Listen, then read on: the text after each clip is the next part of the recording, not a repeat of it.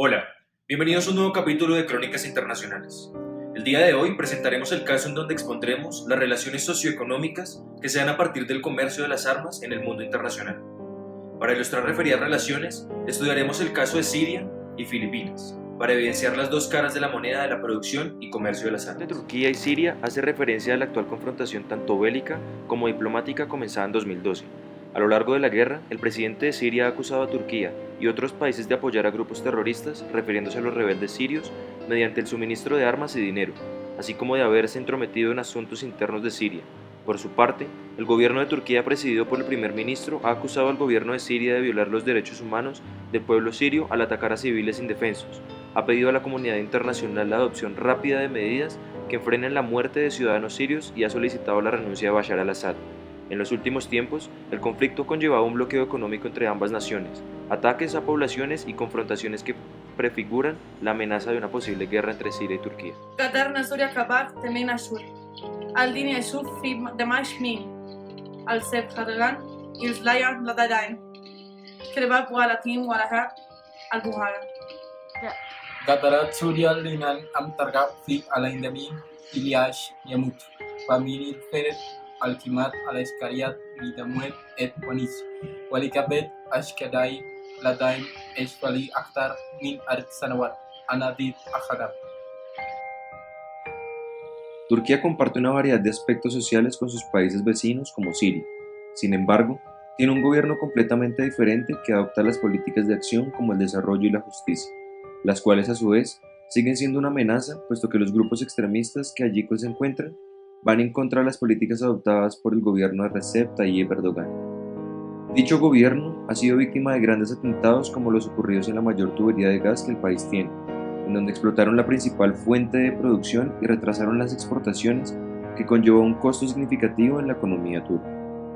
La cercanía con Siria y los grupos terroristas facilitan el tránsito de integrantes de estos grupos, quienes se suicidan en nombre del Corán y atentan contra la sociedad civil turca.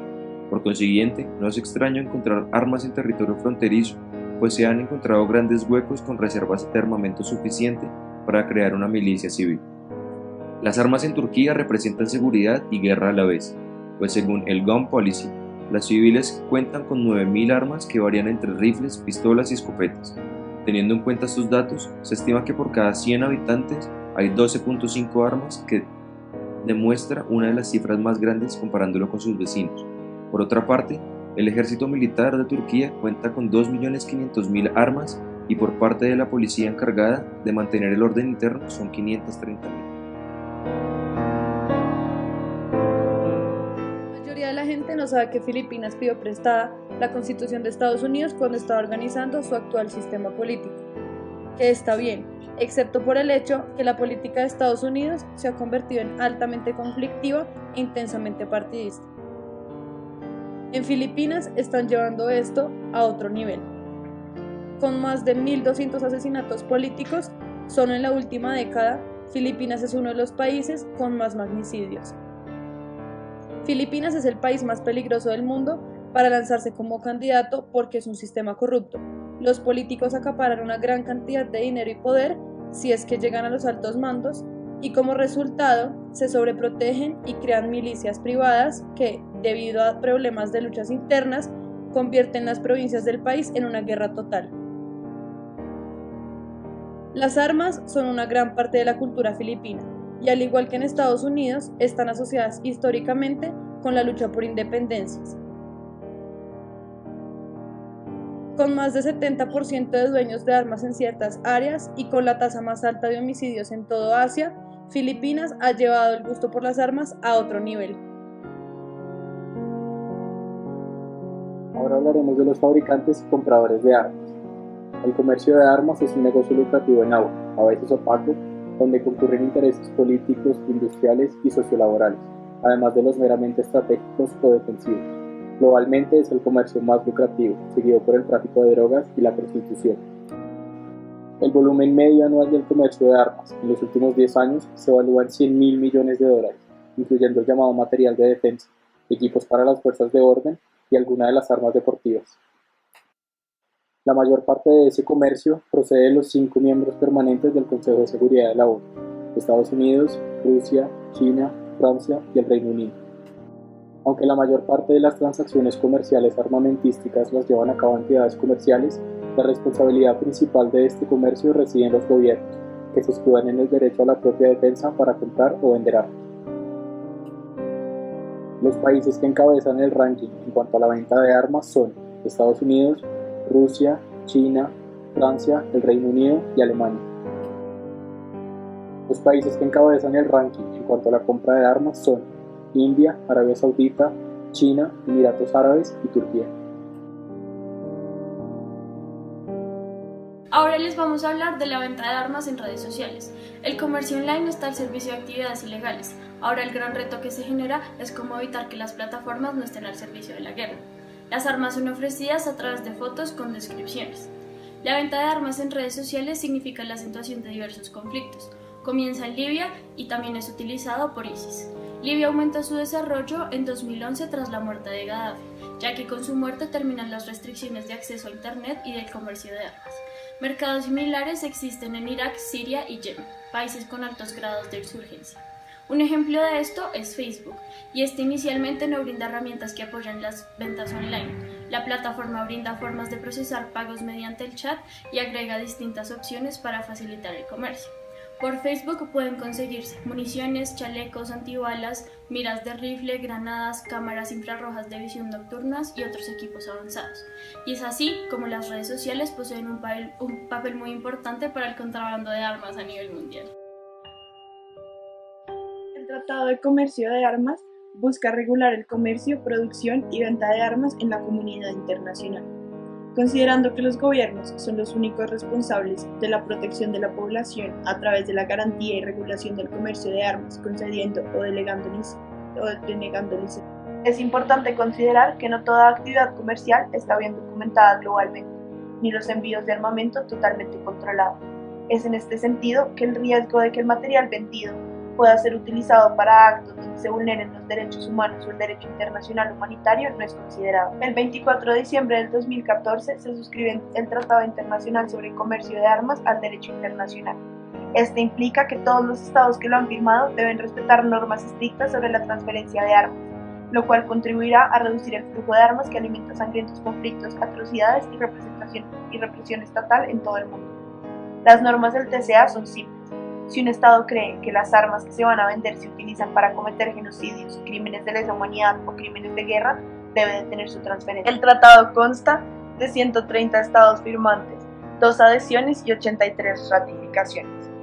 En esencia, reconoce que el control de armamentos, el desarme y la no proliferación son fundamentales para el mantenimiento de la paz y la seguridad internacional. A su vez reafirma el derecho inmanente de legítima defensa, individual o colectiva, de todos los Estados, enunciado en el artículo 51 de la Carta de las Naciones Unidas.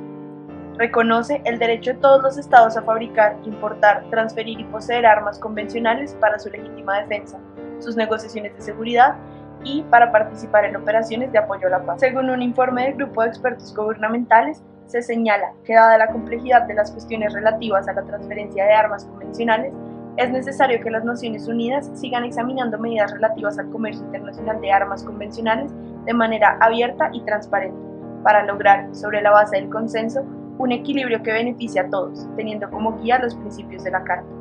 Junto con esto, es vital considerar la necesidad de evitar que las armas convencionales, incluidas las armas pequeñas y las armas ligeras, se desvíen del mercado ilícito al ilícito. La Conferencia de las Naciones Unidas relativa al Tratado sobre el Comercio de Armas, que se celebró en 2012, tuvo como objetivo elaborar un instrumento jurídicamente vinculante sobre las normas internacionales comunes más elevadas posibles para la transferencia de armas convencionales. Junto con esto, la Conferencia de las Naciones Unidas relativa al TCA se llevó a cabo de manera abierta y transparente, sobre la base del consenso para lograr que el tratado sea firme. Vamos a hablar del contrabando de armas. El contrabando es considerado uno de los problemas más peligrosos para un Estado, ya que es de carácter clandestino, está fuera del control de las autoridades y es usado por fragmentos de la población, insurgencias, paramilitares y rebeldes, que no poseen el legítimo monopolio de la fuerza. El contrabando posee un mercado profundamente atractivo por las grandes utilidades que se obtienen del negocio. Es el tercer acto ilegal más lucrativo del mundo. Genera grandes cantidades de ingresos y también es fuente de rivalidades y conflictos entre organizaciones criminales que generan violencia. Algunos hechos históricos que han dejado grandes cantidades de armas circulando sin mayor regulación y facilidad de acceso para grupos al margen de la ley son la disolución de la Unión Soviética, invasiones de Estados Unidos hacia Panamá y Afganistán, problemas en Haití, reducción del Ejército Popular Sandinista, intentos de golpe de Estado y procesos de pacificación en Venezuela y el conflicto colombiano con las FARC. El contrabando se agrava por el libre comercio de material de guerra entre ciertos países como posible alineamiento de mercados negros. Un ejemplo de esto es el libre comercio entre Estados Unidos y Ecuador, el cual genera facilidad de acceso de armas a Bolivia desde mercados negros. Altos índices de contrabando y tráfico de material de guerra para distintos grupos en América Latina causan delincuencia organizada, tratantes de personas, cooperativas mineras y justicia de la propiedad privada. El papel de los estados firmantes del tratado en el contrabando de armas genera un gran grado de secrecía en relación al comercio del armamento, que permite la facilidad de adquisición a personas equivocadas, es decir, armas bajo control. La necesidad de que los estados formen parte del tratado sobre el comercio de armas y apoyen la transparencia. Y el éxito del tratado depende de la transparencia y accesibilidad de los reportes. Sin embargo, los estados no han tenido que rendir cuentas durante muchos años. En Irak, los vendedores disponen de un sinfín de armas anteriormente proporcionadas a las fuerzas del gobierno de Irak por parte del Pentágono durante la ocupación estadounidense. Entre ellas, carabinas M4, M16, M249, ametralladoras MP5 y pistolas semiautomáticas.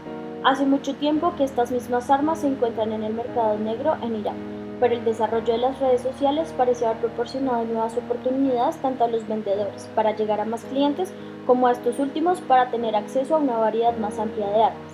Se presentan casos similares con los rebeldes en Siria. Armas idénticas a las distribuidas por estados son vendidas en oferta. Comunicado de prensa de las Naciones Unidas. Los líderes mundiales deben aceptar el hecho de que no podemos permitir que el libre mercado rija el comercio internacional de las armas. Oscar Arias, expresidente de Costa Rica y Premio Nobel de la Paz. Son muchas las armas que terminan en manos de quien nunca deberían tener acceso a estas. Muchas se envían a los distintos países que históricamente han demostrado violar los derechos humanos, o en donde se aumentan los conflictos o las represiones. También son usados con fines delictivos y podrían ser el resultado de las actividades de intermediarios y comerciantes de armas ilegales que cierran los tratos aprovechando vacíos legales, evadiendo los controles aduaneros y aeroportuarios y falsificando documentos. Estas actividades ilegales han violado cada embargo de armas de las Naciones Unidas y los principales elementos que han sido transferidos han sido las armas pequeñas y las municiones. Desde Ban Ki-moon, secretario general de las Naciones Unidas, se han generado un marco para guiar las decisiones de los estados en lo referente a las transferencias de armas, por lo cual la Asamblea General pidió que se estableciera un grupo de expertos gubernamentales para examinar la viabilidad, el alcance y los posibles parámetros que un instrumento completo y legalmente vinculante establezca normas internacionales comunes para la importación, la exportación y la transferencia de armas convencionales. Tras las distintas resoluciones del 2006 y del 2018, 63-240 y 61-89 respectivamente, hacia un tratado sobre el comercio de armas establecimiento de normas internacionales comunes para la importación, exportación y transferencias de armas convencionales, se ha determinado la resolución sobre el Tratado de Comercio de Armas AR 6448. Si bien es cierto se ha podido llegar a distintos acuerdos, no se puede ignorar el hecho de que siguen siendo vigentes muchas de las situaciones anteriormente descritas, como lo es el caso turco-sirio y de Filipinas. Es por esto que por medio de este comunicado se exhorta a los estados a generar y mejorar sus medidas de control, regulación, verificaciones de antecedentes y con quién se desarrolla este comercio, para poder generar cambios frente a esta problemática global. Asimismo, ser conscientes del tráfico ilegal de armas presentado en sus países, para así desarrollar medidas de contención y eliminar este factor a nivel mundial, guiado por el Tratado de Comercio de Armas y las posibles mejoras a este. A continuación se hablará de la Amnistía Internacional. Este es un movimiento mundial, democrático e independiente con más de 7 millones de socios y socias que se toman la injusticia como algo personal. Su objetivo es trabajar por el derecho a la verdad, a la justicia y la reparación de las víctimas de graves abusos. Defender a las personas migrantes, solicitantes de asilo, refugiadas, desplazadas o víctimas de trata. también a la población civil en los conflictos armados. Hacen campaña contra la tortura y los malos tratos, por la abolición de la pena de muerte y por un control efectivo sobre las armas. Frente al objetivo del comercio de armas, el fin primordial de este comercio debe ser la protección de la población y son los gobiernos los únicos responsables. Lamentablemente, no toda la actividad comercial está bien documentada globalmente, ni los envíos de armamento totalmente controlados desde su inicio hasta su destino final. Tampoco se tiene siempre en cuenta de manera exhaustiva el riesgo de que el material vendido pueda ser utilizado por actos donde se vulneren los derechos humanos. Al hablar de datos y cifras, se puede ver cómo el gasto mundial anual estimado en defensa es de 1.63 billones de dólares. 12.000 millones de balas se producen cada año en el mundo y alrededor del 60% de las violaciones de los derechos humanos comportaron el uso de armas pequeñas y ligeras. La violencia armada se cobra cada año la vida de unos 508.000 millones de personas, la mayoría en contextos que no son de conflicto armado. 1.500 muertes al día por acciones violentas cometidas con armas pequeñas y ligeras. 43 millones de personas desplazadas. En 17 países los menores soldados son utilizados por fuerzas armadas y otros grupos violentos. El comercio anual autorizado de armas pequeñas y armas ligeras supera los 8.500 millones de dólares estadounidenses. Más de 1.000 empresas de casi 100 países fabrican armas pequeñas y armas ligeras. Se calcula que hay 875 millones de armas pequeñas y armas ligeras en circulación en todo el mundo. Las armas permiten la represión y el uso excesivo de la fuerza por parte de la fuerza de orden. El gasto militar global total ha aumentado de 1.14 billones de dólares estadounidenses en 2001 a 1.711 billones en el 2014, un incremento del 50%. Es por esto que la Amnistía Internacional pide que los gobiernos verdaderamente decididos a poner fin a los abusos ratifiquen el Tratado de Comercio de Armas, creen o modifiquen las leyes nacionales para permitir la incorporación o la mejora de los tratados y las normas del Tratado del Comercio de Armas y apliquen esas leyes de manera efectiva. Millones de personas sufren cada día las consecuencias directas e indirectas del comercio irresponsable y sin regular de armas. Miles de personas mueren, resultan heridas o son víctimas de abuso. Otras se ven obligadas a abandonar sus hogares o a vivir bajo la constante amenaza de las armas. La escasa regulación del comercio internacional de armas convencionales exacerba los conflictos, las violaciones de derechos humanos y la pobreza. El problema resulta de una industria armamentística cada vez más globalizada, en la que los componentes proceden de diversas partes del mundo, mientras la producción, el ensamblaje de las armas y demás se realizan en distintos países, a menudo bajo un escaso control. Las legislaciones nacionales para regular el comercio de armas han sido incapaces de adaptarse a estos cambios. Aunque los organismos de control nacionales y regionales son importantes, no son suficientes para evitar transferencias de armas y munición irresponsable entre países. Así que para ayudar a salvar vidas, evitar abusos de los derechos humanos, proteger los medios de vida de todas las personas de todo el mundo, el comercio de armas debe ser regulado realmente. Se toma el ejemplo de África, en el que el comercio de armas desregulados menoscaba el desarrollo socioeconómico, de manera tal que se estima que los enfrentamientos armados le cuestan a África cerca de 18.000 millones de dólares al año. Esto equivale prácticamente al total de ayuda para el desarrollo que recibe el continente. El conflicto armado reduce las economías de las naciones africanas en un 15%. Y saliéndose de este ejemplo, es claro que la violencia y la inestabilidad, así como el nivel de criminalidad que aumenta en consecuencia, disuade las inversiones extranjeras en muchos países del mundo que enfrentan este problema. Casi 1 millón de los 8 millones de armas que se producen cada día en el mundo se extravía o se roba. Se estima que la corrupción dentro de la industria armamentística supone un costo de 20.000 millones de dólares al año. El Departamento de Comercio de Estados Unidos calcula que la corrupción en la industria armamentística representa el 50% de todas las transacciones mundiales ligadas a la corrupción. En relación al Tratado para el Comercio de Armas, es claro que este únicamente puede ser considerado funcional si resulta ser eficaz en su capacidad de transformar la manera en la que parece funcionar el comercio de armas.